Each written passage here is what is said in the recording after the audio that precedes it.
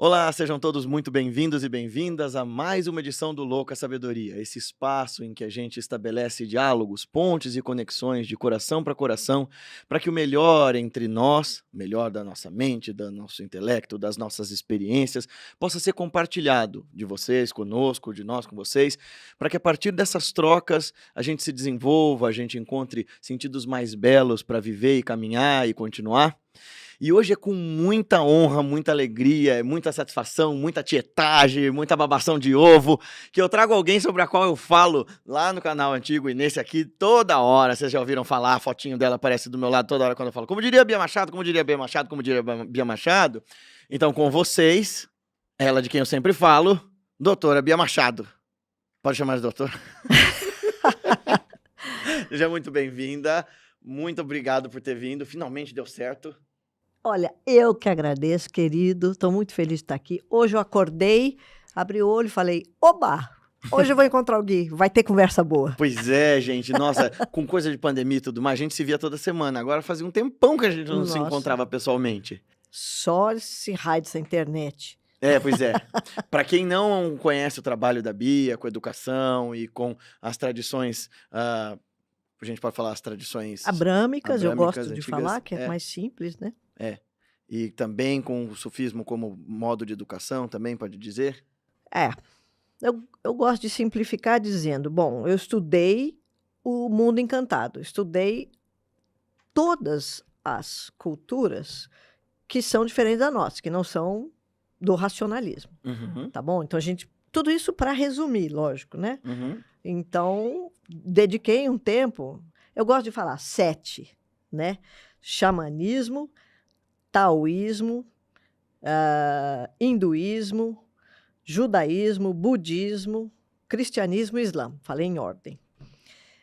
Só que aí eu me dediquei mais, a minha pesquisa foi mais com o sufismo, que é originalmente da tradição islâmica, uhum. mas aí na Idade Média você vai ter os sufis conversando, você vai ter cristão, judeu, muçulmano ali na Espanha, por exemplo, no sul da França, Bagdá, em várias... eles estão... E aí tudo isso é sufismo. Então não é que o num certo sentido, historicamente, você vai ver o sufismo atrelado ao Islã durante alguns séculos. Uhum. Mas como toda mística, ele não está atrelado de fato a nada.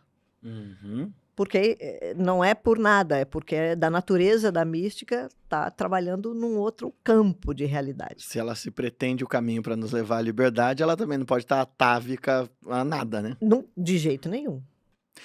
Antes da gente continuar nesse papo, porque hoje vocês perceberam, tudo isso era só para dizer, se você não conhece o trabalho dela, é só você procurar Bia Machado no Instagram, e tem os cursos dela na Faculdade da Imaginação também. E, por favor, dá uma pesquisada sobre essa mulher, meu Deus do céu, eu falo dela toda hora. Me conta um pouco da sua trajetória. Quem é a Bia e como é que você chegou aqui? Bom, como é que eu posso começar essa história de uma maneira divertida? Porque tem muita coisa divertida num percurso assim. Uhum. A gente se leva muito a sério, então a gente quer contar. Eu tenho 65 anos e hoje eu não me levo mais a sério como eu me levava. Então eu achava que foi um momento especial quando eu resolvi buscar novos saberes. Pode ter sido um momento especial, pode ter sido um profundo tédio na Faculdade de Psicologia da Universidade de São Paulo, que eu estava ali olhando e falando, bom, mas para que serve tudo isso? Mas pode ter sido também, e pode ter sido aos 9 anos de idade, quando eu escrevi meu primeiro poema. Basicamente, o que aconteceu foi que eu comecei a olhar e falar assim, ué, mas tem mais coisa. E começou a me cair... um texto sobre astrologia. Quando eu abri, falei, astrologia, meu Deus, como alguém pode acreditar numa bobagem dessa? E aí comecei a ler. E comecei a ficar desconcertada. Era um texto do Ibn Arabi, que é um sufi do século XIII. E ele começava a falar umas coisas, eu falava, meu Deus, isso não é astrologia que eu pensava. Astrologia eu pensava aquela coisa que prevê e que fala, você vai ser assim, você é assado. né, uma coisa que Você fixa. vai casar com uma pessoa assim, assado. Exatamente. Você vai ganhar na loteria. Ou mesmo quando, na faculdade, a gente começou a estudar um pouquinho do Jung, eu Uhum. comecei a ficar muito encantada com o Jung, e chega uma hora que um pouco dentro do próprio Jung, mas não o Jung, textos um pouco mais, como é que eu posso dizer? Acaba havendo um pouco de fantasia, de vulgarização, mas eu também não quero fazer um discurso assim, tem uma coisa legal e tem uma coisa que é ruim. Eu não sou dona da verdade, e então o que havia assim é que falava de astrologia, alguns junguianos falando de astrologia, eu falava assim, isso aqui me deixa desconfortável. Uhum. Porque ainda tinha uma ideia de descrever a personalidade. Uhum. Embora o Jung não tivesse nessa, Uhum. algumas pessoas entraram numa coisa de personalidade. E aquilo me deixava desconfortável, eu não sabia direito por quê. O problema do Jung são os junguianos, né? Até hoje. Assim. É o problema de todos, né? O problema de Cristo são os cristãos. Totalmente. Totalmente. Então, esse livro do Ibn Arabi começou a mexer muito comigo, e aí eu fui estudar sufismo por causa do Ibn Arabi. E entrei pela Como é que porta da chegou astrologia. Porque, assim, não é uma coisa simples, né? As pessoas geralmente ouvem falar de sufismo por causa do Rumi, por exemplo. O Ibn Arabi eu fui ouvir por sua causa, inclusive na USP. Como é que nos anos 80, foi em 80, 70 que chegou? Sim, foi em 80. E como é que chegou um livro do Ibn Arabi para você? Porque você vê, o Ibn Arabi fala de astrologia, ele tem alguns tratados, um deles é muito famoso, em que ele fala explicitamente de astrologia. E de uma forma daquele jeito do sufismo, né? Uhum. Inclusive, ele começa dizendo, olha, a ideia de que os astros influenciam a vida humana é uma bobagem, né? E ele vai fazendo todo um caminho, não é nada disso, e vai mostrando que é um campo analógico, um campo simbólico. E aí foi isso que eu comecei a curtir, e a maneira como ele vai desenvolvendo, e, enfim, o Ibn Arabi é um capítulo à parte, Nós né? vamos falar dele, quero destrinchar bastante dele hoje. Mas e aí você descobriu esse campo entre a astrologia como ferramenta de autoconhecimento, junto já com a psicologia, e aí? E aí eu larguei a faculdade de psicologia e fui só estudar essas coisas. Eu entrei num estado de, meu Deus, Uhum. Você não foi dá. tomada. Fui, totalmente. Aham. E foi nesse contexto que você conheceu os professores tradicionais que você conheceu. Foi aí que na minha pesquisa, aí depois de um tempo eu fui para a Turquia, aí, enfim, aí comecei a conhecer um monte de gente. Eu sei que você não gosta de falar dessa parte, mas eu sei que você conheceu gente muito desenvolvida no caminho que mostrou pra você que, assim, esse negócio de caminho de autodesenvolvimento funciona e ele já vem sendo praticado há muito tempo, e nós aqui no Ocidente, achando que entendemos muito da psique humana, estávamos meio aquém de como isso realmente funcionava, né? É, Ou deixamos de ficar, né? A gente abriu mão de prestar atenção. Acho que totalmente. A gente se voltou para o mercado. Uhum, Aí não tem jeito. Aí é capitalismo e capitalismo é mercado. uhum. E aí não vem com conversa de autoconhecimento no capitalismo que os Que vira caras... até produto, né? Autoconhecimento é produto também. Não? Para aceitar tem que virar produto. Senão É. eles já até te mandam embora. E durante muito tempo eu fui mandada embora, né? E agora eu estou pacificada com isso. Então tem uma parte porque o capitalismo não dá conta de tudo que está acontecendo. E, enfim, todo mundo sabe disso, né? Está arrebentando o planeta, então as coisas estão se refazendo e tem muita abertura. E nós começamos a ver, assim, a partir do momento que cai o Muro de Berlim, por exemplo, você começa a ver todo tipo de abertura. E, de repente, as pessoas... Eu achei... Veja, fui durante muito tempo uma acadêmica, fiz minhas teses na Universidade de São Paulo. Uhum. Eu falava o índio, e eu achava que tinha alguns grupos de índio no Brasil, e eu nem estava interessada nesse assunto. Eu não sabia que havia mais de 400 etnias no Brasil. Com línguas, culturas. Com línguas, cultura. Eu não sabia nada disso. Eu achava que tinha uma... Eu nem pensava no assunto. e mergulhado em metafísica, em tradições abrâmicas. Aqui do meu lado estava acontecendo tudo isso e eu simplesmente não sabia. E hoje está tudo aberto e as pessoas estão se comunicando e a gente está aprendendo muita coisa. Assim como com taoísmo, com budismo, com yoga, quer dizer, é um novo mundo mesmo. Você acha que esses conhecimentos tradicionais são atraentes hoje para as pessoas a ponto de elas perceberem respostas para essas fissuras que a gente tem na sociedade, no nosso Nossa, emocional e tal? nossa, totalmente. Totalmente. Ninguém aguenta mais essa mediocridade absoluta. Quer dizer, você vê, o marxismo fez um caminho de crítica imenso ao longo do século XX todo. E mesmo assim não deu para quebrar. Então agora as pessoas estão dizendo, bom, precisamos de mais coisas. Não precisamos excluir nada, não precisamos jogar fora nada. Mas, pelo amor de Deus, olha o que nós podemos aprender com qualquer uma dessas sociedades. É um negócio de uma riqueza, as pessoas ficam assim. Num primeiro momento, elas têm fome. Vamos lá, vamos ver o que é. E às vezes tem uma atitude e a gente sabe. Muitas vezes eu me flagro numa atitude assim, consumista. Estou habituada. Uhum. Eu quero. Estou acostumada que se eu quiser entender marxismo, eu vou ler o Marx e vou ler os marxistas. E eu entendo. Aí eu acho que eu vou ler taoísmo e eu vou entender. Simplesmente porque eu estou lendo. Eu não entendo que é outra coisa. Não é esse entendimento de uma coisa teórica. É outro Não dá universo. para eu ir vestindo a mesma roupagem, usando a mesma lente, né, para entender essas coisas. De jeito nenhum. E, sobretudo, não dá para eu ter uma atitude de consumir. Eu tenho que ter uma atitude, antes de mais nada, de me consumir. E aí isso é um verbo, é uma metáfora bem dos sufis, né? Fala disso. Consuma-se, né? Não venha achando que você vem aqui para tomar ou para pegar ou para... Você vai ter que se transformar, porque isso aqui é outra coisa. Isso aqui te muda. E todas essas coisas...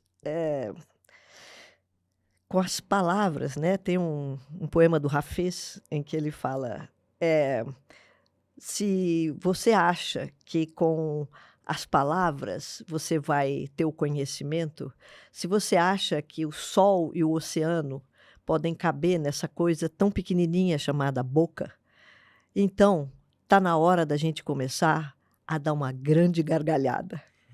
Esse é um poema dele.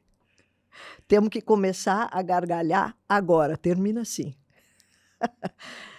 Então, a gente tem uma atitude, muitas vezes, consumista e, aos pouquinhos, a própria coisa vai nos modificando. Então, eu acho que tem mesmo uma grande abertura. Por que as místicas falam tanto, e todas elas têm algo bem parecido sobre essa ideia de, olha, para você começar isso aqui, você tem que morrer antes de morrer? Qual é esse rolê? Pois é. Do que nós estamos falando? Aí entra uma coisa que eu acho particularmente interessante, é o pensamento analógico. Com isso, a gente vê que a gente pode falar em vários níveis. Uhum. Então, se eu digo, eu quero comer um chocolate, e aí eu digo assim, bom, se eu comer esse chocolate agora, eu vou perder o apetite, coisa de magrelo falando, né? Vou perder o apetite para o almoço. Então, é melhor eu não comer. E na hora que eu digo não, mas eu queria, isso analogicamente é uma morte, porque eu estou dizendo não para um impulso, para estou usando os termos mais neutros possível. Podia usar os termos lá atrás, para uma paixão, para um vício, toda essa terminologia medieval, por exemplo. Uhum. Mas estou sendo neutra. Então, eu estou falando não para um impulso. Isso é uma morte no sentido de que basta dizer um não, então eu impedi um curso e alguma coisa tem que se transformar. Então, analogicamente, metaforicamente, obviamente, isso é uma morte.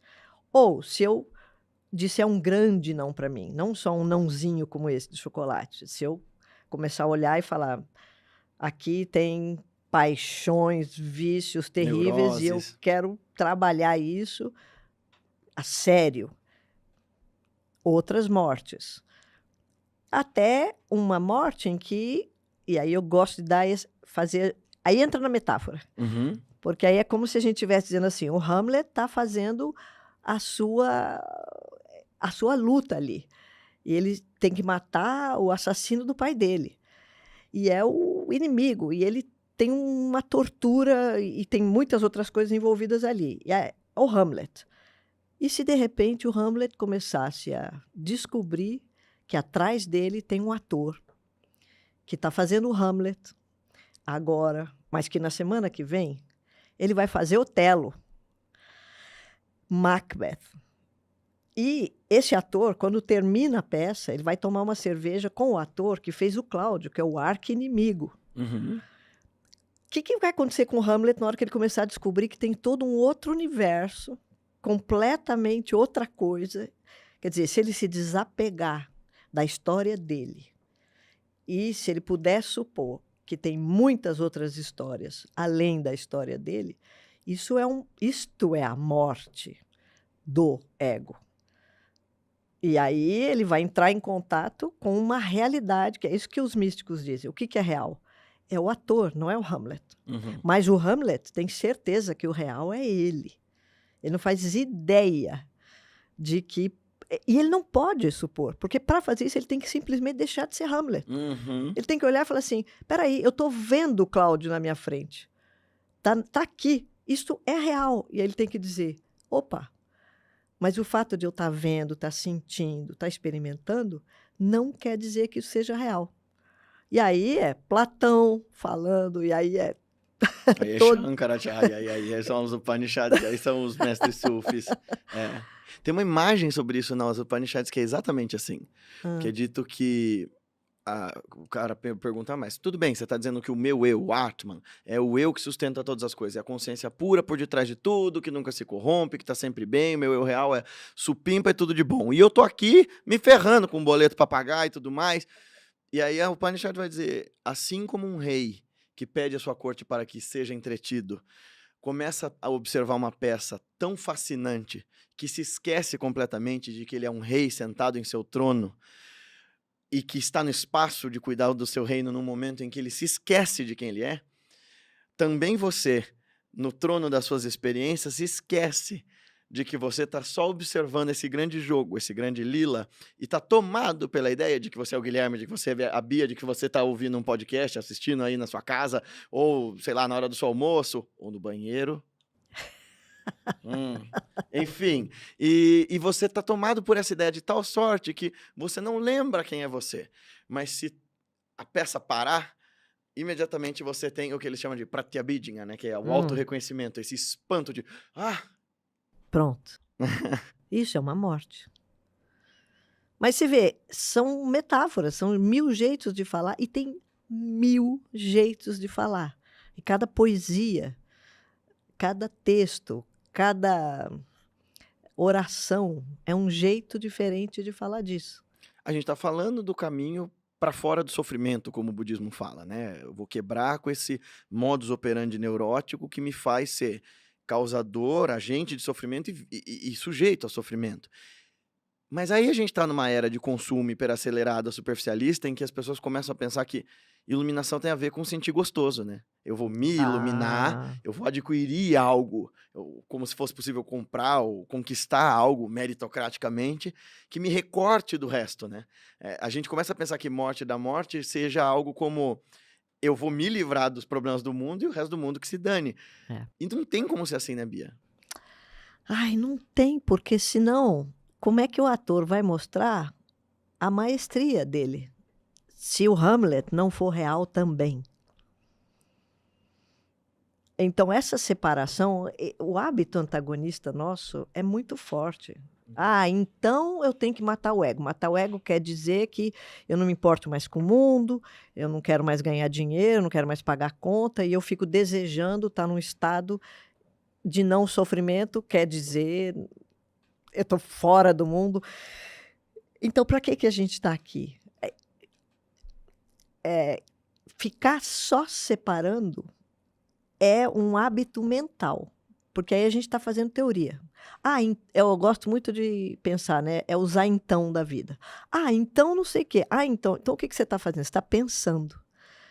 Agora vamos, calma, respirar e só ficar com essa realidade.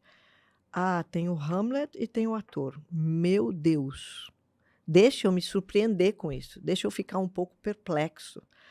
E deixa eu olhar e falar assim: eu só vou ter alguma ideia disso daqui a muito tempo.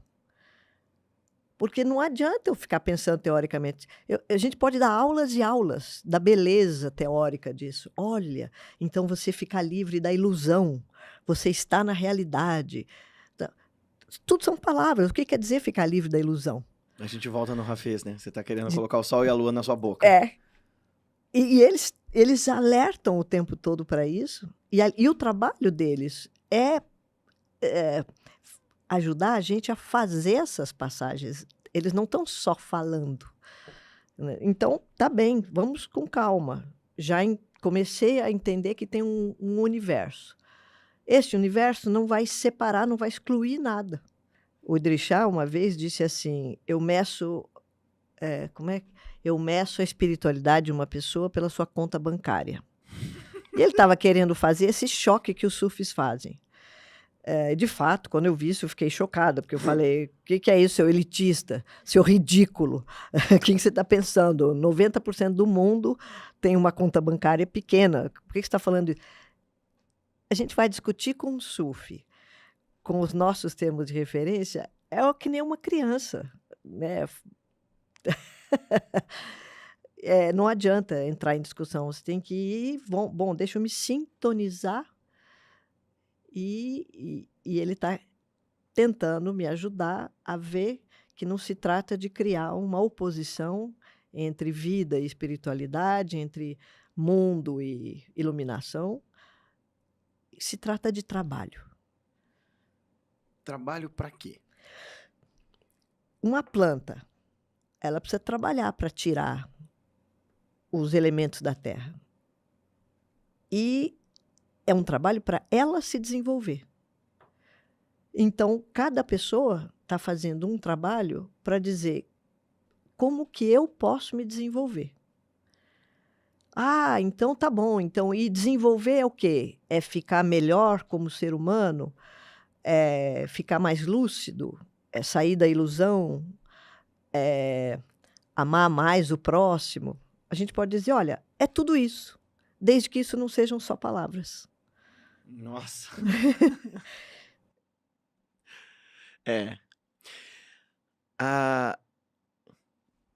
Toda vez que eu apresento a Bia para alguém, acontece um efeito muito legal, numa aula, ou num curso e tal.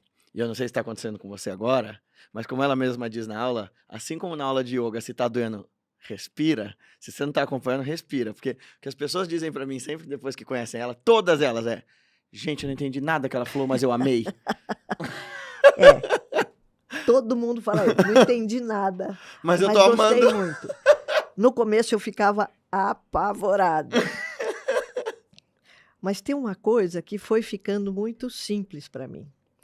Porque o carteiro, ele vai entregar uma carta. Aí as pessoas abrem, leem a carta e muitas vezes elas acham a carta uma maravilha, uma boa notícia, as pessoas abraçam o carteiro. Então as pessoas acham que eu estou levando conhecimento, que eu tenho muito conhecimento. É muito legal isso, porque eu estou levando Rumi, Hafiz, Ibn Arabi. E esses caras realmente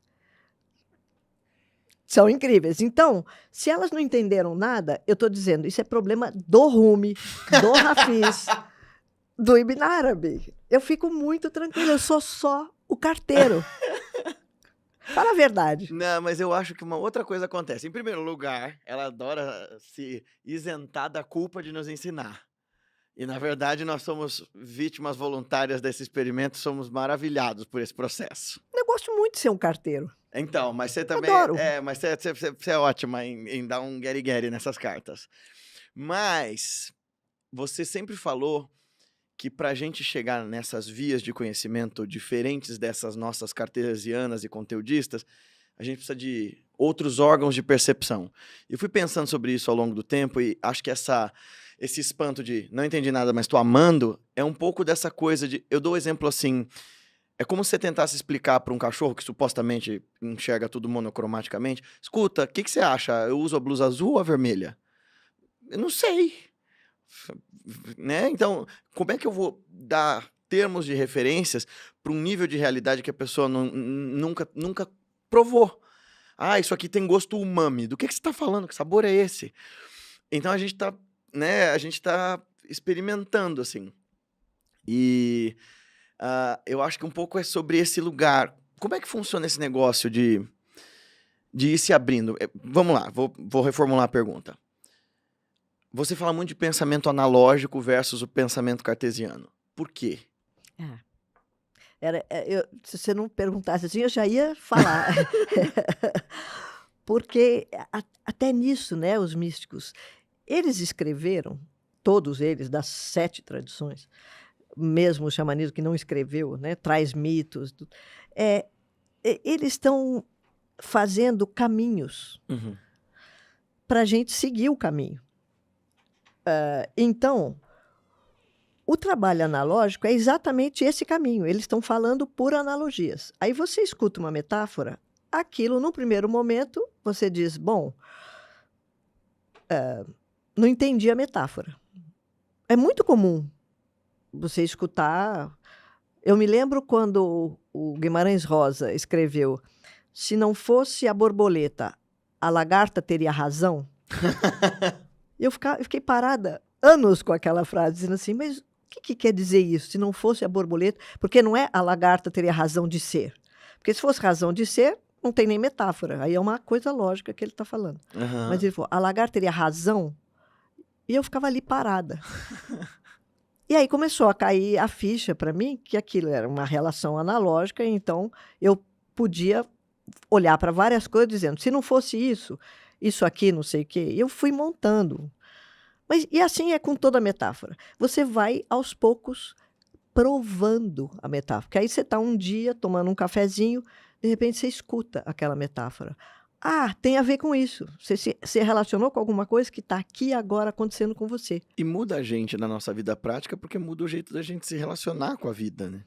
Nossa, você imagina, você está ali tomando um cafezinho, você está fazendo uma coisa totalmente banal, que você está repetindo, e de repente a metáfora vem e abre uma coisa, você fala, nossa, e se eu fizer desse outro jeito? Veio uma coisa orgânica, natural, não é que eu fiquei ali pensando, eu tenho que eu gosto de falar, filosofia japonesa do tem que. Né? Não, eu não tenho que, eu preciso fazer que nem a planta. Ir me desenvolvendo, pegando os elementos que eu preciso agora. Uhum. Não adianta eu ter uma teoria, precisa de magnésio, precisa de fósforo, sei lá. Eu tenho que ir pegando. Então, as metáforas, eles estão deixando aí. Uhum. Aí as metáforas a gente vai pegando quando a gente precisa. É como se a gente ficasse comendo, tivesse um reservatório, e eu estou vivendo a minha vida, aí se abre. Então, aí eu posso dizer, comecei a entender. Porque é completamente diferente. O aluno, na sala de aula, o professor diz, entendeu? A criança diz, eu entendi, porque quer dizer, eu sei repetir o que você falou. E eu vou repetir na prova. Eu não entendi nada, no sentido de que entender é quando aquilo te transformou, é quando aquilo virou proteína própria. E todo educador sabe disso e fala isso. Mas na prática a gente não faz isso. O que a gente... A gente busca uma coisa lógica e busca uma repetição. E, bem, não precisa ser místico para falar. Todos os educadores fazem uma imensa crítica à educação hoje. Mas esse detalhe do pensamento analógico e do uso que os místicos sempre fizeram para abrir. Então, é como se a gente estivesse dizendo, não estamos nem falando de iluminação ainda. Nós estamos falando num estágio bem ainda racional. E aqui nesse estágio racional, a gente pode entender o que a metáfora faz. E aí a gente começa a ler o Rumi e começa a dizer, nossa, deixa eu guardar isso aqui. E aí sim, você vê que a poesia no Rumi é uma yoga. Sim. Você vê que é um monte de agulha que o Rumi está botando no fígado, no baço. É uma acupuntura da alma. É uma acupuntura. Você vê que a analogia está ali e que todos estão conversando. E é muito poderoso, né? Eu falo isso sempre com o Matheus, que eu acho que Matheus tá atrás da câmera aqui, galera. Que eu acho que o Rumi, em certo sentido, ele é insuperável, assim, em termos de vários poetas que eu fui lendo na Índia, no Ocidente. Porque você vai pegando coisas dele que às vezes são traduções terciárias, quaternárias, sei lá, o negócio tá no persa antigo, foi traduzido para o francês, foi traduzido para o inglês, aí chega para nós em português. E ainda assim carrega um poder de te fazer, meu Deus do céu, que troço é esse? Né? Em termos técnicos, tem baraca naquele negócio, né? Tem um elemento de comunicação com um outro lugar da sua consciência que te deixa desnorteado, assim. Como ele fala, a gente fica embriagado de um vinho que não é desse mundo, porque você lê esse negócio e fala, o que esse velho tá falando que tá me deixando biruta das ideias, assim? Você leu um dia desses lá no Instagram um poema do Hafez? Eu tava num desses momentos neuróticos do mestrado, de pensar, meu Deus do céu e tal. Você lembra desse conto que a diferença entre o santo e a gente? Nossa Senhora. Pode contar pra nós? Pode. Qual é a diferença entre um santo... E aí a tradução vai falar um santo. Uhum. O termo que eles usam é o amigo, o wali, que quer dizer próximo, que quer dizer amigo e também quer dizer aquele que cuida. Isso tudo na raiz da palavra. Que é o mestre, que é alguém que despertou. Que é, exato, alguém que está no caminho, né? Mas a tradução vai dizer um santo. A diferença entre um santo e um homem comum é que o santo sabe que a vida é um jogo de xadrez com Deus. E que o amado agora acabou de fazer um movimento tão fantástico que o santo está tropeçando de alegria, maravilhado e dizendo, eu me rendo. Enquanto que você, meu querido, suponho que você ainda esteja imaginando que tem 1000 movimentos sérios para fazer. Entendeu? Esse negócio? Qual é esse rolê do movimento sério que nos faz sofrer? A gente tem todas essas tradições, a ideia de uma dupla via que nos leva ao sofrimento, né? A ignorância, o Chogyam Trungpa gosta de falar, eu adoro isso, que ele fala que essa ignorância é extremamente inteligente, não tem nada a ver com desinformação. Então, essa ignorância e dessa ignorância derivam as outras coisas, né? Deriva o medo, deriva o apego, deriva os filhotinhos da ignorância, deriva o ego, deriva o medo da morte. Então, e dentro dessa ignorância, desse egocentrismo e tal, vem essa coisa do movimento sério, Como é que funciona isso? E existe saída para isso? Então... Porque, assim, a gente diagnostica muito bem, né? E a nossa ignorância nos causa sofrimento. Beleza, e aí? E agora? Porque aí tem uma ideia de sofrimento que é o sofrimento da casa em ruína. E tem o sofrimento da casa em reforma. Então, não é que a gente vai eliminar o sofrimento. A gente vai dizer, peraí, tem um que é útil, tem um que é inútil. E tá bom, falar é fácil. Então, os movimentos sérios são os movimentos que a nossa razão nos permite fazer. A gente pensa, equaciona, prevê e diz, bom, vamos por aqui. Aí dá errado, a gente não se conforma. Nós inventamos que acima da razão não tem nada. Isso é histórico. Isso é um momento na história e um momento da nossa sociedade. Nenhuma outra sociedade fez essa burrice. Falar é fácil. Claro que nós fizemos 1000 aberturas ao fazer isso. Nós nos libertamos, ao fazer isso, da loucura da igreja. No caso do Ocidente cristão. E judaico e muçulmano também. Porque no mesmo momento que a igreja está fazendo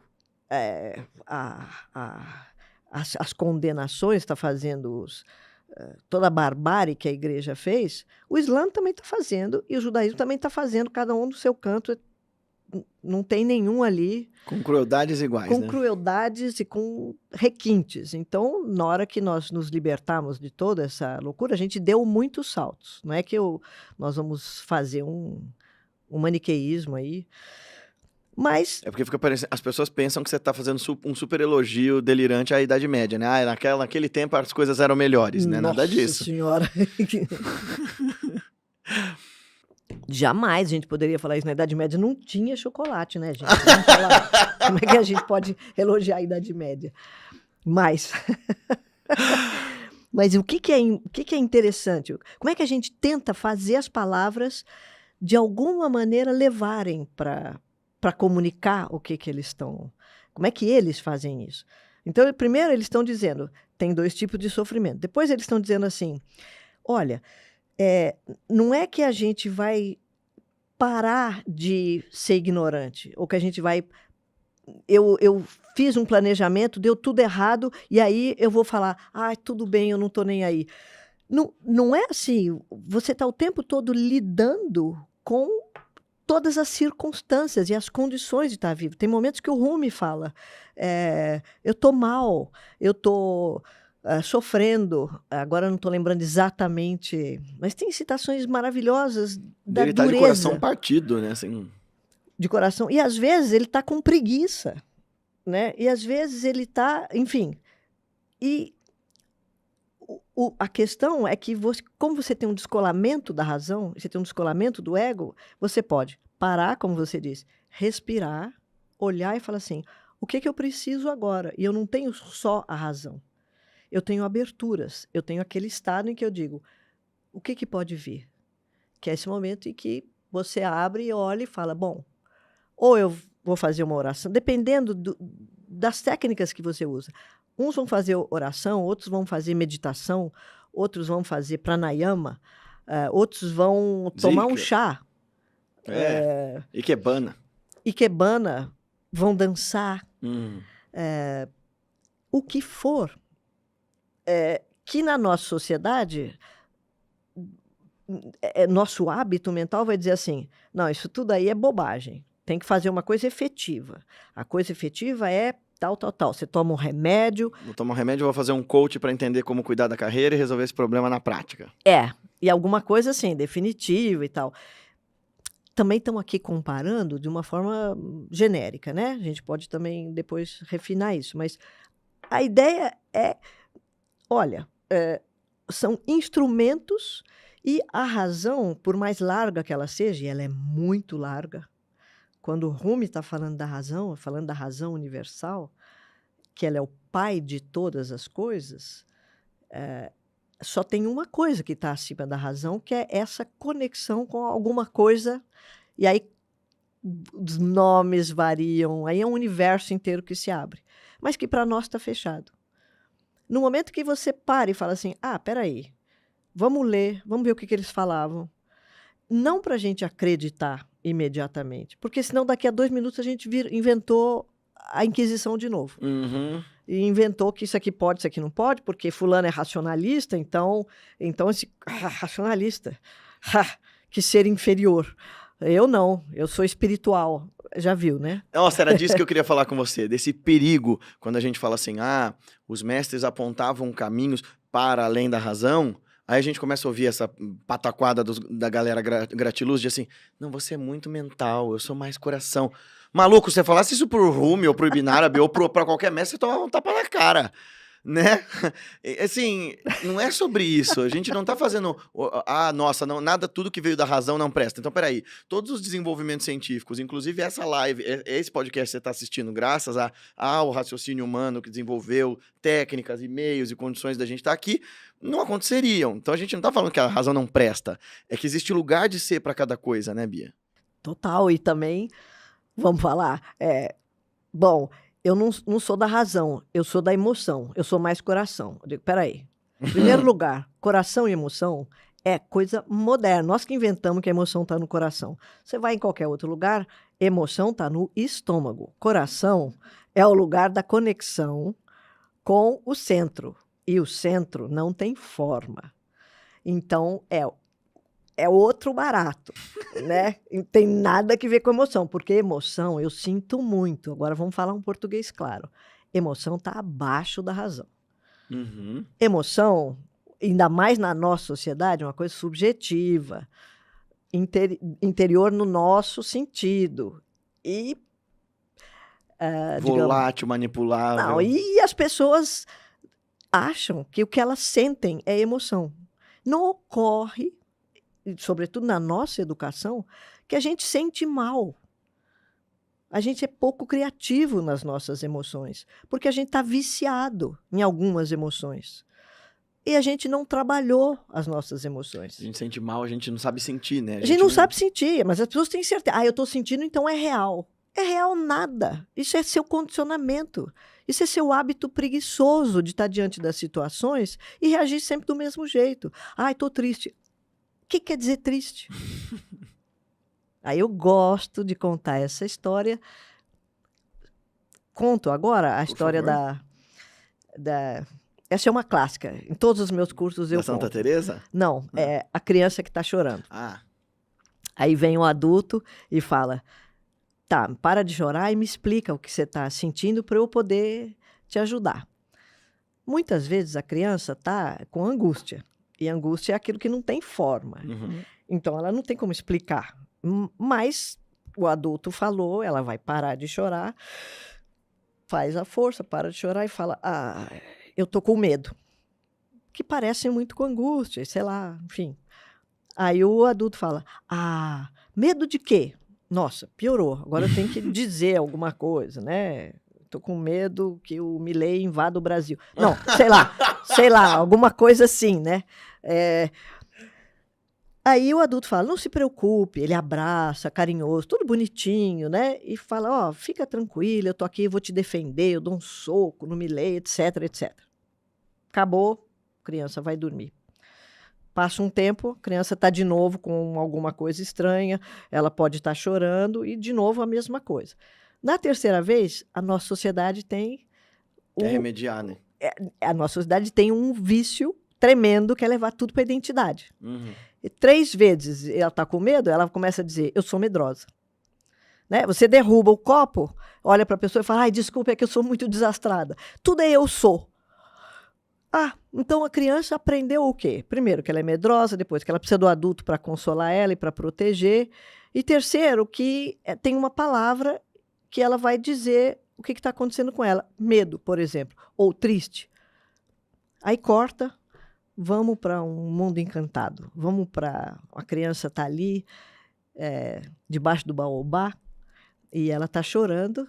Vem um adulto, senta do lado dela e espera ela terminar de chorar, porque chorar é uma atividade fisiológica importantíssima, reguladora, harmonizadora. Ela terminou de chorar, o adulto, com muita tranquilidade, vira para ela e diz: isso que você está experimentando aí, se fosse um bicho, que bicho seria? Ele não vai pedir uma explicação, ele vai pedir uma analogia. E ela vai dizer: seria um elefante. E o elefante está muito chateado. Ah, é? Por quê? Ah, porque ele queria pentear o cabelo e o cabelo dele não deixa pentear, fica tudo atrapalhado. E ele está com uma raiva. Ah, e que mais? E o que está acontecendo? E aí ele chamou o amiguinho dele. Ah, e o amiguinho dele trouxe uma pedrinha e ela vai contando e vai contando e vai contando. Terminou a história, ela vai brincar. Porque a angústia tomou forma, ganhou uma narrativa. Passado algum tempo, sentiu de novo. Se fosse um bicho, que bicho seria? Seria uma minhoca. E a minhoca, ela está ali querendo subir na montanha e porque ela quer comprar um iPhone. Ela está super afim de um iPhone. E não conseguiu até agora. Por isso, então, ela foi procurar e ela foi conversar com outras minhocas. E vai contando a história. Aí, terminou, a criança vai brincar. O que essa criança aprendeu? Em primeiro lugar, ela não é nada, porque não vai para a identidade, porque eu não sou elefante, minhoca, eu não sou nada. Eu posso tomar qualquer forma. Segundo, eu não preciso de adulto nenhum para me proteger. Eu posso contar uma história, porque aí as coisas tomam forma e eu posso enxergar. E eu posso me conhecer, porque obviamente é disso que se trata. Na hora que eu vejo as coisas aqui dentro tomando forma. Terceiro, que eu posso comunicar. E o outro pode participar. Porque é tudo metafórico, é tudo vivo, é uma narrativa, está acontecendo. Então, é completamente diferente. É outra pedagogia, é outro mundo. Como você acha que essas sabedorias antigas, você como psicóloga e como pesquisadora dessas tradições místicas, como você acha que essas tradições veriam essa nossa nova forma de observar os comportamentos e as supostas neuroatipias dos seres humanos, dizendo assim, você é TDAH, você é autista, você é... Quer dizer, a pessoa ela não se encaixa num modelo, ela não se conforma àquele padrão talvez normótico, talvez normal da sociedade, ela se sente angustiada com isso e a gente tem rótulos para isso. Tá bem, o cérebro vai funcionar de maneiras muito específicas quando a gente mapeia, mas o que a gente sabe, até por conta de neuroimagem, o que a gente sabe de eletro, ainda é muito pouco em relação ao funcionamento do que a gente tem. E, no entanto, a gente gosta de rotular, né? De categorizar, né? Põe o label ali, você é TDAH, você é TDA. O que essas sabedorias diriam disso, assim?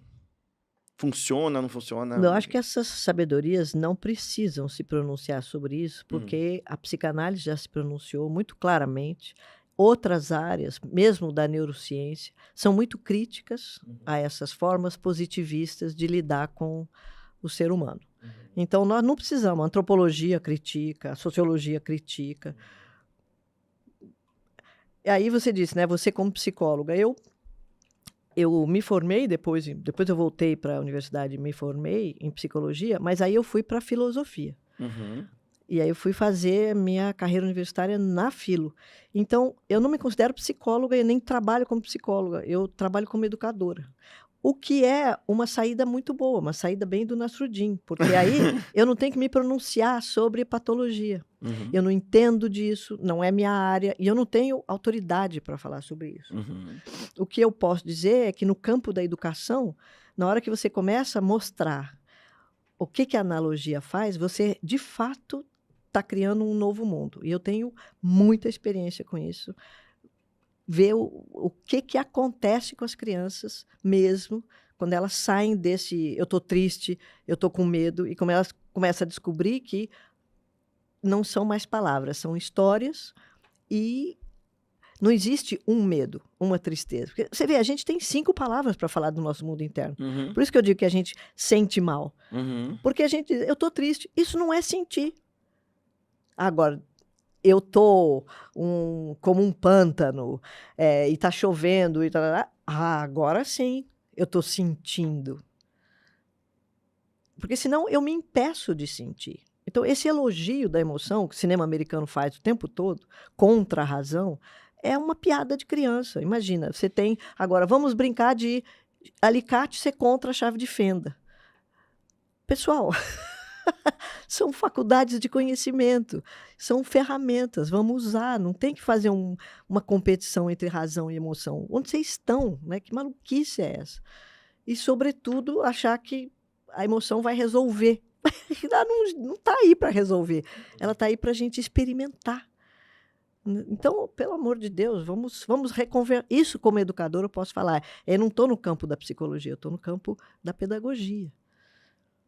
E aí, quer dizer, eu posso falar não como quem está dizendo, isso é assim, como eu estou dizendo, nós podemos pesquisar sobre isso. Tem outros jeitos de olhar, né? Tem outros jeitos de olhar. E vamos pesquisar, vamos ver o que acontece.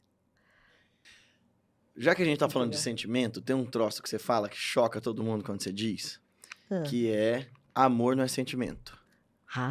Então, vamos falar de amor. Uau! E aí, isso é bem tradição mística, né? Porque aí o amor... Nossa, eu devia ter me preparado para essa pergunta.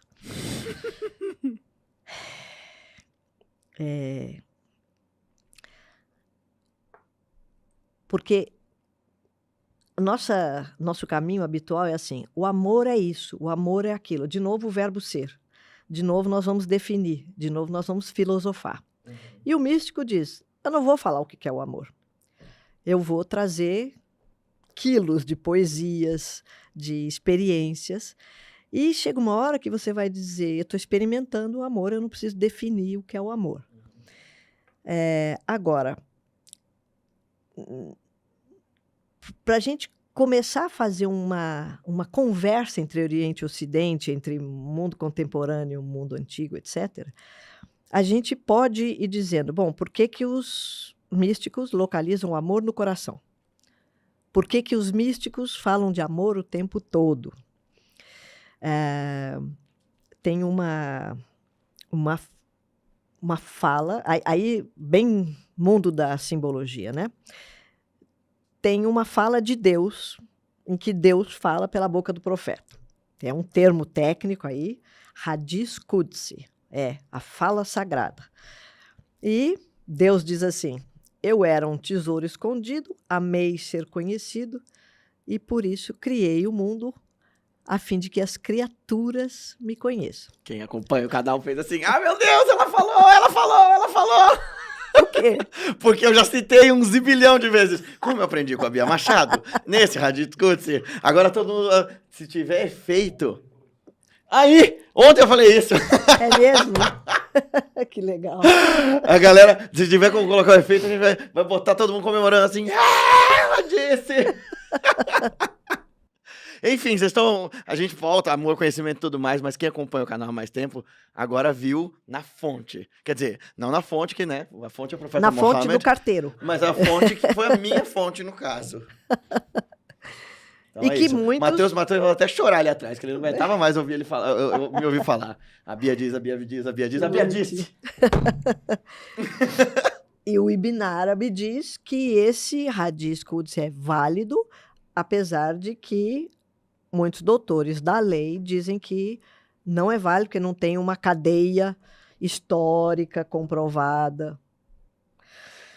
Aí são discussões, né? A mística brigando contra o status quo, como sempre.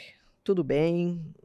Vi até na universidade isso, viu? Galera que falava de filosofia árabe, falando da mística, assim. E aí, semanas depois, eu conheci a doutora Bia, que não gosta de ser chamada de doutora, na jornada de filosofia oriental, e eu fiquei assim.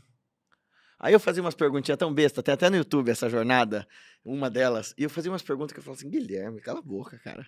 É mesmo, eu sempre achei muito legais suas Ah, perguntas. muito obrigado. Mas na época eu olhava ali, porque eu tava tão assim, eu tava tão nu, como você provavelmente nunca ouviu falar de sufismo, eu tava tão perdido, que eu tentava jogar com o que eu sabia, de Vedanta ou de Yoga, Lógico.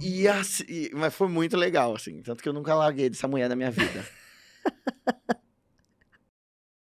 Bom, amor, conhecimento. Então, aí fica muito claro, amei ser conhecido por isso. E esse jogo, Vamos o voltar, porque eu verbo, devo ter deixado todo mundo perdido agora. O Hadith Qudsi diz... eu era um tesouro escondido, amei ser conhecido, e por isso criei as criaturas a fim de ser conhecido por elas. Qual é o papel de qualquer criatura? Conhecer Deus. O que é uma metáfora. Então, quando você perguntou, para que a planta pegar as coisas da terra? Para que se desenvolver? O que é se desenvolver? É conhecer Deus. O que é conhecer Deus? É conhecer as possibilidades, O espelho. o espelho. Enfim, é estar sempre se transformando e estar sempre ampliando. Tá bem. Ah, que legal. E isso é amor e conhecimento.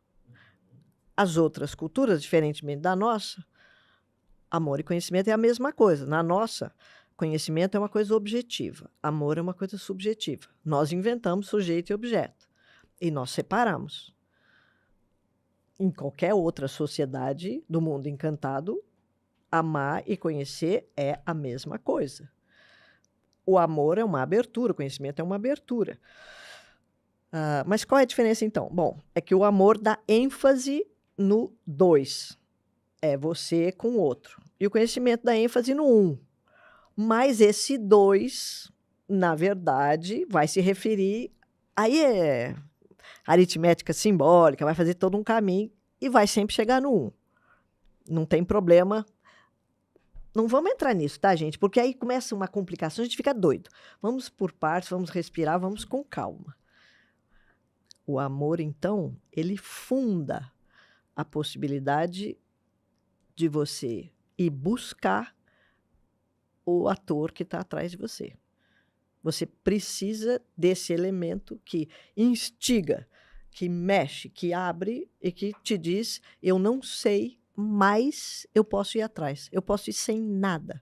Eu não preciso de nada para ir na direção de quem sou eu. Eu não preciso de conhecimento, eu não preciso de alimento, eu não preciso de experiência. Eu só preciso de amor. E aí, por isso que eles dizem, então, é o amor de Deus pelo homem que faz com que Deus deseje que o homem seja ele mesmo. Que não tem nada a ver com sentimentalismo. Não. Ai, tudo é o nada poder a do ver. amor, então Não. agora eu vou vibrar. Olha, é outra esquizoterice dos esquizotéricos que me dão nos nervos da galera gratiloser, que é, ai, você tem que vibrar no amor. Meu filho, a única coisa que vibra no amor chama-se... Não pode falar agora no podcast, vai ficar terrível aqui. Mas, né, são aqueles toys, entendeu? Isso vibra. Qual que é a diferença dessa alucinação, assim, de, ai, você tem que vibrar no amor e você tentar se encontrar, chegar nesse centro, como diz na história do Yunus, né? Esse centro de onde emana a luz que torna todas as coisas simples e belas. Qual que é a diferença dessa ideia biruta que as pessoas fazem de, eu vou vibrar no amor como se... Sei lá, eu não consigo nem entender do que a pessoa está dizendo quando ela fala isso, versus essa busca que é tão apaixonante e ao mesmo tempo tão enlouquecedora por esse centro. Vibra no amor agora, Bia.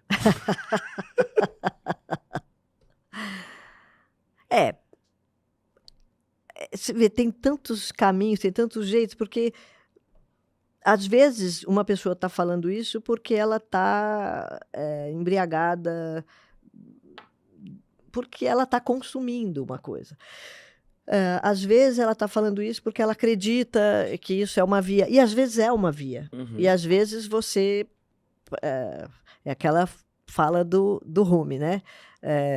Vem se você é um infiel ou um adorador de ídolos, vem se você quebrou seus juramentos 100 vezes, vem assim mesmo. Nossa casa não é lugar para desespero. Exato, olha que beleza. Então, é como se, num certo sentido, a gente quer fazer distinções, a gente quer dizer, olha, não é uma coisa emocional. Ao mesmo tempo, eu busco como disciplina pessoal, por uma razão pessoal, não é nada por... Não é tem que, né? Descolar a ideia das pessoas. Uhum. Porque é como se eu dissesse, bom, as pessoas têm as suas práticas, eu não as conheço. Uhum. Eu discuto o emocionalismo. Uhum. Agora, é isso. As pessoas que são emocionais, eu não sei, tem horas que eu sou emocional, que eu tô ali chorando, vendo... É porque esse lance do vibrar no amor vem com a ideia de que, assim, eu tô anulando todas as outras possibilidades de percepção. É muito aquela ideia de você é muito mental, você tem que ser mais... É disso, sabe? Que a pessoa fala assim, ai, vibre no amor e tudo vai dar certo. E não tem nada que ver com isso, né? As pessoas, de novo, essa objetificação e essa literalização da espiritualidade, o Idrissá fala isso, né? Que literalizar o ensinamento é matar o ensinamento. Então, essa literalização da coisa de, eu vou vibrar no amor para que o mundo vibre de volta, não tem nada a ver com autoconhecimento. E de novo, vira um produto, né? Eu vou vibrar aqui para que o universo me mande coisas. Eu quero sentir gostosinho. E na prática, o que a gente observa assim, no cotidiano, de uma forma muito simples, muito tranquila? A pessoa fala, tem que vibrar no amor, não sei o quê, mas aconteceu alguma coisa que ela desgostou, ela mostra a sua face. E ela cai matando, ela perde as estribeiras, ela é egoísta, ela é invejosa, exatamente como eu. Então, companheiro, vamos fazer assim. Você gostaria de estar sempre bem e de estar dizendo, não vamos nos importar e não vamos ser racionalistas, não vamos pensar muito. Eu entendo. Dá para a gente fazer uma crítica às pessoas que pensam demais. Dá para a gente olhar e dizer assim, olha, as pessoas que têm uma estrutura muito intelectual, elas acreditam que o seu pensamento equivale à realidade. Uhum. E a gente olha e fala, bom, não. As pessoas que têm uma estrutura muito emocional acreditam que a sua emoção equivale à realidade. A gente diz não. E as pessoas muito instintivas acreditam que o seu instinto, a sua percepção equivale à realidade. É tudo ego. Onde está a realidade, então? Além do ego. E aí, de novo, falar é fácil. Mas a posição tem que ser assim. Eu não sei. as minhas emoções estão sob júdice, os meus pensamentos estão sob júdice, e minha percepção está sob júdice. Eu não acredito Você se em rende nada. como o Rafês. A gente vai se render como Rafis. Eu não sei nada, e eu não sei o que é melhor. Vamos tentar junto, fazer alguma experiência e ir descobrindo aos poucos. Mas utilizando termos de referência. Isso também eu acho que é muito importante. Quer dizer, onde é que estão os termos de referência? Nós Pra quem não sabemos. entende, o que é isso? Aí, os termos de referência, eu gosto dessa metáfora, o céu das estrelas fixas. Então, você olha para o céu e você diz, bom, eu quero ir para Porto Seguro, então eu vou por aqui. Ah, bom, agora eu quero ir para Paris, tá bom, então eu vou por aqui. Que é o que você já me explicou quando eu perguntei, tá, o sufismo vai acreditar em determinismo? Tá tudo destinado, não tem o que fazer, é assim que tem que acontecer, porque eles ficam falando maktub, maktub, maktub, tá tudo escrito, é uma fala técnica dos mestres de já está escrito. Sim, se está escrito, então não tem o que fazer, é melhor eu deitar aqui e esperar. E não é nada disso. Obrigada por essa bola que você levantou para mim. O cara é bom, né? É genial. Bom, é isso. Tá tudo escrito nas estrelas. E por que está escrito? Não está definido.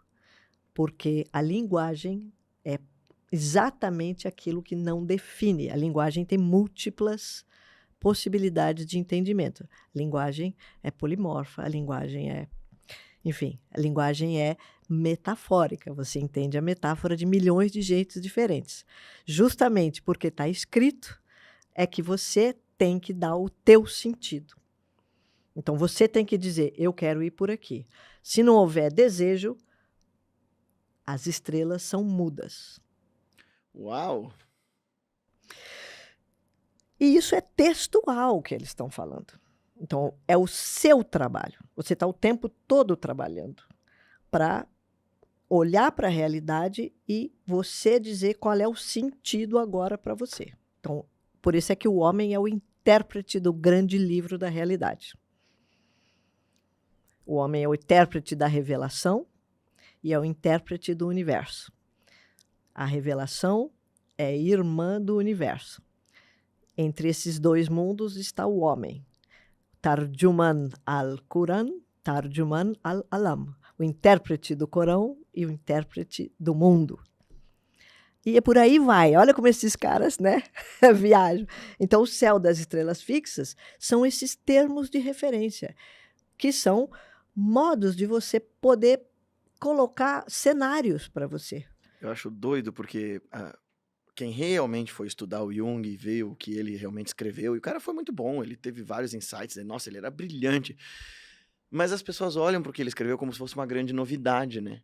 E eu olho para o que o Jung escreveu, porque agora eu estou fazendo uma pós em psicologia profunda, e eu vejo as pessoas olhando para o Jung e falando assim, ele resolveu o dilema entre ciência e espiritualidade. Ele resolveu nada, gente, ele está só repetindo o que os místicos estão falando desde sempre, assim, eu vejo, não estou tirando mérito do que ele fez, mas eu acho tão fascinante, porque eu vou lendo o Jung falando, pô, mas o Rumi falou isso, o Ibn Arabi falou isso, o Abhinavagupta falou isso, assim, tava lá já, eles estavam bem cientes, se ele quisesse expor as ideias dele para esses mestres, eles iam falar, pode crer, é isso aí. E eu acho legal você falar isso do céu de estrelas fixas, porque bate um pouco com o que ele fala do nosso inconsciente, né? Porque as pessoas tentam demonizar o inconsciente como se fosse essa outra entidade dentro de mim, tentando me possuir. E ele diz, não, olha, ela é uma bússola, ele é uma bússola que está te mostrando, indicando caminhos que a tua mente, que teu eu está querendo tomar. E a bússola você usa para fazer o que você quiser. Você pode saber navegar com uma bússola, ou você pode usar essa mesma bússola para se enfiar num abismo. Então, qual é a tua capacidade de autonavegação para poder ler a bússola desse seu céu de estrelas fixas, né? Faz sentido ou eu tô falando bobagem? Não. É que você está fazendo traduções, né? Então, vamos botar para conversar o Jung e o Freud com os místicos. É claro que você vai fazer uma tradução, você tem que fazer passagens e às vezes refrações. E às vezes tem uma palavra ali, saudade não tem naquela língua, não dá. Né? Então tem umas coisas que os místicos estão falando que não tem no Freud, não tem no Jung, não tem muito jeito. Né? E também é uma outra atmosfera, é um outro mundo. E eles estão dando conta de outras coisas. Isso.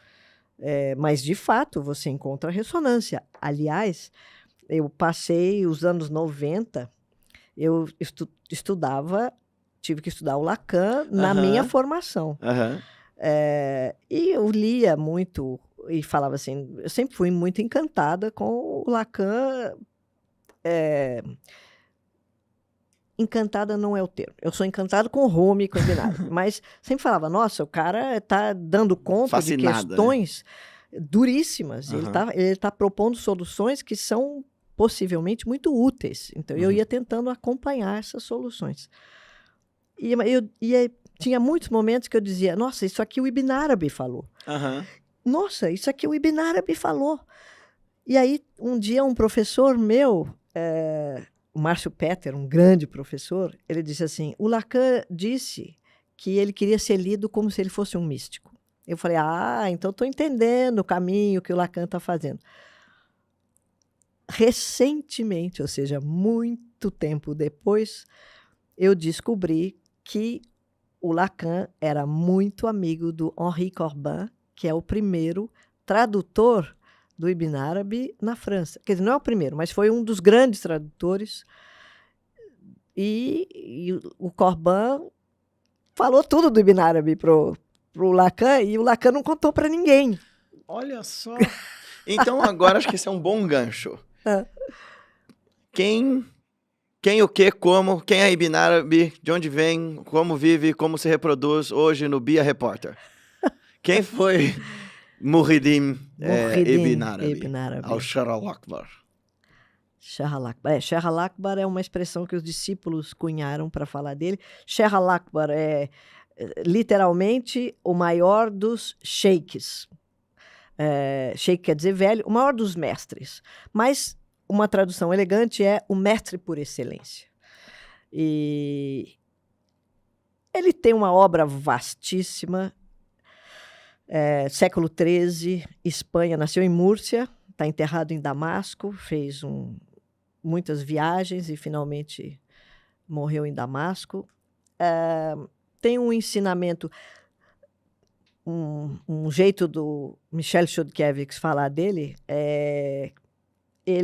a obra dele contém todo o conhecimento da época dele.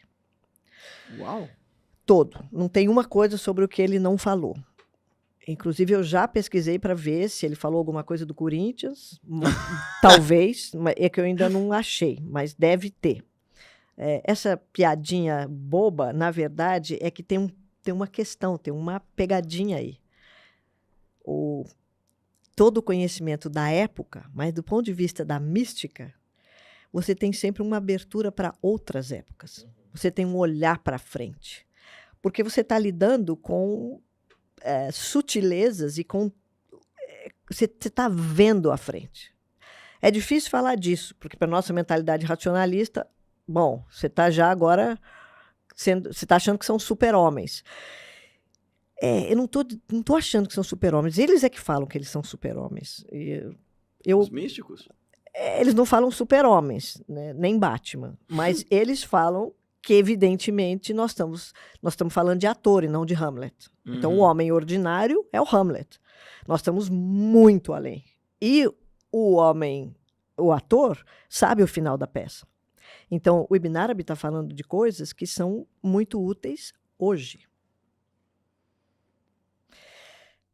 Inclusive, o Ibn Arabi diz, numa passagem, que tem um hadiz em que o profeta diz, todas as noites, Deus desce, no terceiro terço da noite, Deus desce a esse nosso baixo mundo e pergunta quem quer me fazer uma pergunta para eu poder responder, quem quer me pedir perdão para eu poder perdoar.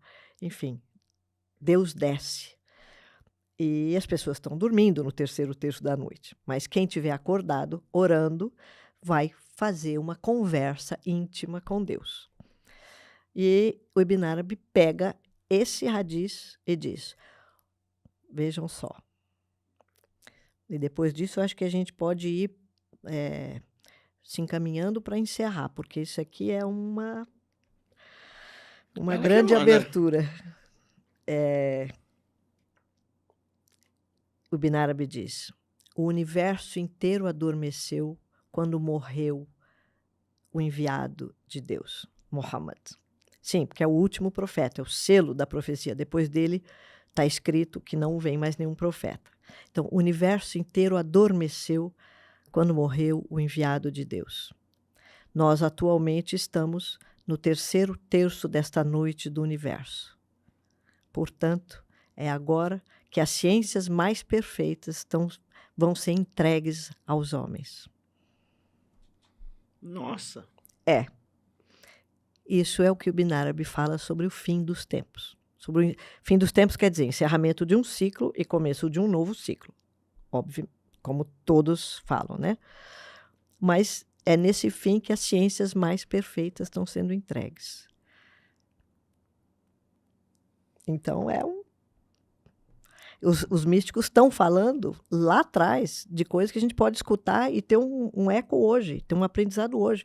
Tratar esses místicos como passado é perder o filé mignon. É não entender que eles estão falando hoje. Como faz para procurar o ensinamento deles, assim? Porque as pessoas ouvem, né, por exemplo, as pessoas ouvem você falar de sufismo, eu mesmo, e aí você vai perguntar, mas Bia, se eu quiser aprender mais sobre Ibn Arabi, sobre o Rumi, eu tenho que virar muçulmano? Ah, de jeito nenhum. A mística não está atrelada a nenhuma religião. A nada. Então, é pegar os livros e ler. E porque também é uma outra coisa que eu já ouvi de você. Não se aprende sufismo com livro. E aí? Uai, mas as E aí, o pessoas... que eu faço? As pessoas começam lendo. Aham. Os próprios livros vão levar elas para os caminhos que elas precisam. Porque eles foram feitos para isso. Uhum. Também porque esses mesmos mestres que falam não se aprende sufismo com livro, deixaram uma penca de livro escrito. Exato. Eles dizem, não se aprende tudo, Aham. né? Mas se aprende como começar a ir buscar, Uhum. né? E eu sou o carteiro. Eu só sei onde fica o correio. Eu não sei onde está o autor da carta. Então, eu posso dizer, vão lá, comecem a ler as cartas, e aí vocês vão, se for o que vocês querem, vocês vão chegar nos autores das cartas. Eu não sei nada. Fala um poema pra gente, por favor. Pode ser do próprio Ibn Arabi, pode ser do Rumi, pode ser do que você quiser, mulher. O que você falar, a gente vai ficar aqui. Porque essas coisas são um pouco demais, né? Não é muito... Por isso que eu falei, é melhor a gente já se encaminhar para porque imagina, estamos falando do fim dos tempos, depois estamos falando de céu das estrelas fixas. É muita coisa fora do habitual, como se a gente estivesse fazendo uma yoga e já fazia inversão, né? Antes de... Não sei, vocês é que vão dizendo... Não, tá maravilhoso, mas se você quiser já ir encerrando, conta um poema então para nós. Sim, com prazer. Eu tô tão encantada com Hafiz. Eu também, por sua causa. Nossa, Hafiz. Quem foi ele, aliás? Então, Hafiz é persa e aí ele é de Shiraz, no Irã, e ele século XIV, e ele, enfim, é um grande sufi. E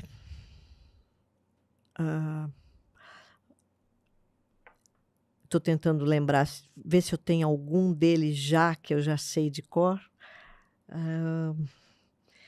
Eu devia ter trazido, né, o livrinho dele, que eu podia abrir agora e ler.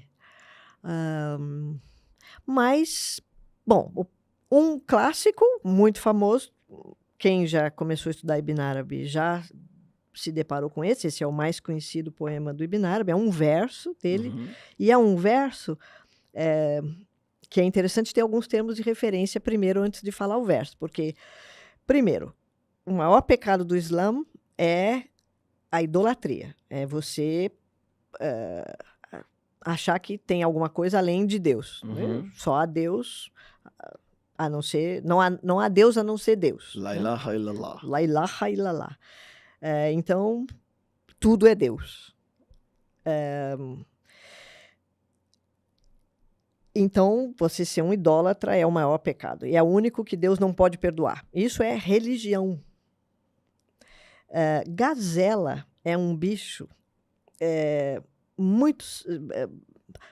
Uma dos simbolismos ligados à gazela é que a gazela é o sufi. Porque a gazela é o bicho de melhor olfato do reino animal.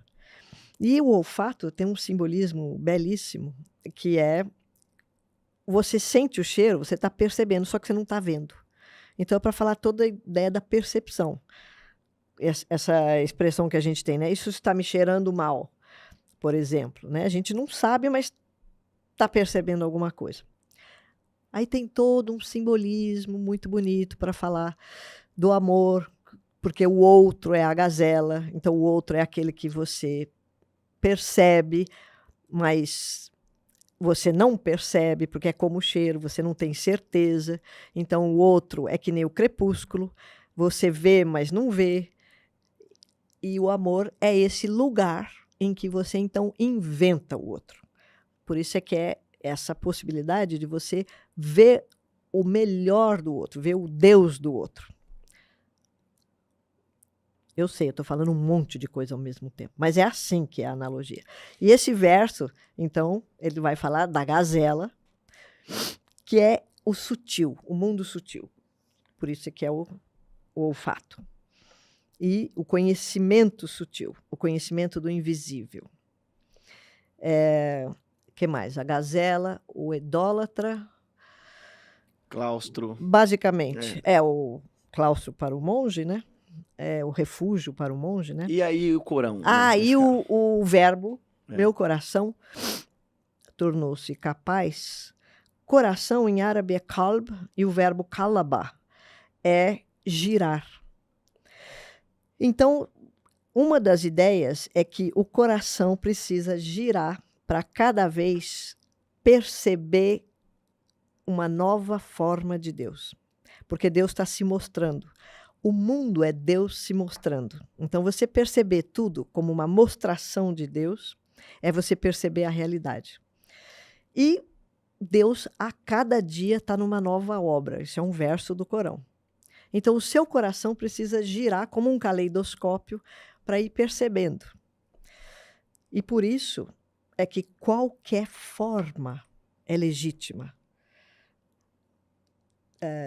Por isso é que tudo é bom, tudo é belo.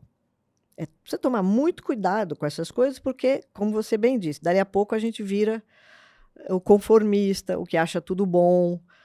Não é nada disso, mas vamos ficar no mundo analógico. Então, o verso diz: meu coração tornou-se capaz de qualquer forma. Pasto para gazelas e convento para o monge. Templo para ídolos e pasto para gazelas e convento para o monge. É um templo para ídolos e Caaba para o peregrino. Ele é as tábuas da Torá e o livro do Corão. Eu sigo a religião do amor por onde forem seus camelos. Eis a minha religião e a minha fé. Então, olha quanto ele está dizendo num único verso. E é pura doutrina mística, né? Não vamos ficar apegados a nenhuma forma, porque ou é Hamlet ou é Otelo, mas tudo isso são formas, e cada uma, Hamlet tem uma qualidade, Otelo tem outra. Então, é uma apreciação das qualidades do mundo, e a partir daí, a possibilidade da abertura para o ator, mas sem negar as qualidades. Em movimento, né? As caravanas do amor, né? Os camelos e tal, é essa dinâmica. Sempre em movimento. Que é a oposição que o místico faz à definição clássica da neurose, né? Esse arraigamento egóico, esse afincamento de ficar ali no mesmo lugar. Repetição. Agora a gente faz o resto do programa eu assim, ó. É o jeito dele. Graça. Como é que faz pra gente estudar com você? Ô, querido, eu tô dando cursos agora, Como né? que a gente Direto. acha? No Instagram. Então lá, Bia Machado Eduque, acho, né? E tô lá sempre falando, fazendo as minhas reels, como eles chamam, e tô sempre anunciando o curso. Porque agora é o momento de falar tudo isso, né? Eu fiquei muito tempo pesquisando e agora vamos sair do armário, né? Por favor. Eu já nem sei mais, eu queria ficar o dia inteiro aqui, mas a gente já chegou no fechamento, então... Não, é só porque eu tive a impressão de que é muita coisa. Não, eu Mas também acho, mas é só é, porque eu quero estender o máximo que dá. Aqui a gente já tá na cena pós-crédito agora, galera. Mas, né, acho que vocês entenderam um pouco do porquê que eu fico babando o ovo pra Bia, né? o carteiro. Exato, mas é um carteiro perfumado, então. Então tá. Então procurem a Bia pra estudar com ela pra ficarem tão embasbacados quanto eu. Vocês viram que, assim, é a única convidada que o Ed já me viu entrevistar que me deixou sem palavras, ó. Tô estupefato, tô besta aqui. É isso. Espero que vocês É tenham uma gostado. graça esse menino. É uma graça. Espero que vocês tenham gostado, porque eu amei. Por mim, ela vinha toda semana. E não se esqueça de curtir, de compartilhar, de comentar, deixar os seus comentários nos comentários dos seus amigos. Eu ia falar mais um monte de coisa sobre curiosidades acerca do sufismo e tudo mais, mas olha, guarda aí no silêncio. Como diz o Rumi, o resto do poema agora a gente dirá em silêncio, Ai, que maravilha. né? Que maravilha. Obrigado por terem ficado até aqui. E você, muito obrigado por ter vindo. Venha mais vezes. Eu que te agradeço, querido. Adoro conversar com você. Adoro as suas perguntas maravilhosas. Ó, eu venho sim, pode me chamar. Por favor. Gente, muito obrigado e até a próxima. Obrigada.